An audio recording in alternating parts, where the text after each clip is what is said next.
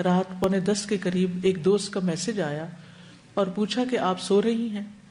میری کوشش ہوتی ہے کہ رات 9 بجے تک سو جاؤں، اور یہ بات میرے سب عزیزوں کو پتہ ہے، اس لیے کوئی بھی مجھے 9 بجے کے بعد ایمرجنسی کے علاوہ فون نہیں کرتا.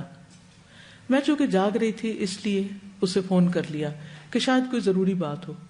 خیر بات ہوئی اور اس نے حال احوال کے بعد ہمارے ایک مشترکہ عزیز کی ایک بات بتائی کہ انہوں نے ان کے بارے میں فلاں سے یہ بات کی ہے، جس کے جواب میں میں نے کہا چھوڑو، وہ تو ہے ہی ایسا اور ایسا، اور پہلے اس نے یہ اور یہ کیا ہے. حالانکہ مجھے اس تیسرے شخص کے بارے میں کوئی بھی منفی بات کہنے کی ضرورت نہیں تھی، بلکہ ہونا تو یہ چاہیے تھا کہ میں دوست سے کہتی کہ کوئی غلط فہمی ہو گئی ہوگی یا کوئی اور اچھی بات کر دیتی. مجھے یہ بات زیب نہیں دیتی اور میری خود سے توقع بھی نہیں تھی کہ میں کسی کے بارے میں کوئی ایسی بات کر سکتی ہوں. یعنی سب اچانک ان کے منہ سے نکل گیا.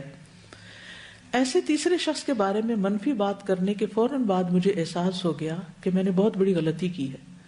میرا ان سے کیا لینا دینا، لیکن تیر کمان سے نکل چکا تھا.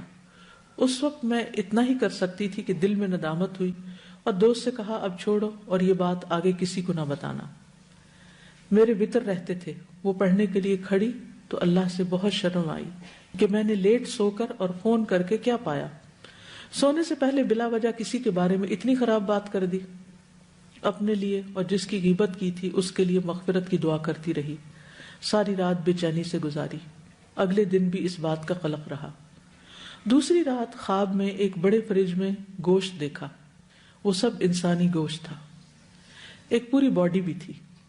اور فریج کھول کر میں سوچتی ہوں کیا پکانا چاہیے یا کیا کھانا چاہیے.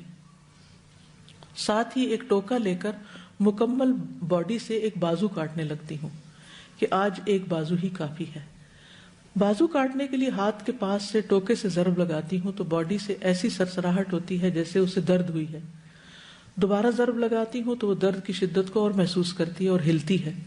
میں جلدی جلدی کندھے تک ٹوکے کے وار کرتی ہوں تو باڈی غراتی ہوئی لیٹے لیٹے چلنا شروع کر دیتی ہے اور غصے سے میری طرف بڑھتی ہے. میں ڈر کے بھاگتی ہوں اور وہ غراتی ہوئی تیزی سے رینگتی ہوئی میری طرف بڑھتی ہے اور میں ایک کمرے میں گھس کر اندھے سے چٹکنی لگا لیتی ہوں اور ساتھ ہی میری آنکھ کھل جاتی ہے. اس وقت صبح کے 3:30 بجے تھے. میں نے توبہ اور استغفار کی. لگ رہا تھا منہ میں انسانی گوشت کا ذائقہ اور خون ہے. کلی کی اور اللہ تعالیٰ سے معافی مانگی. یا ایھا الذین آمنوا اجتنبوا کثیرا من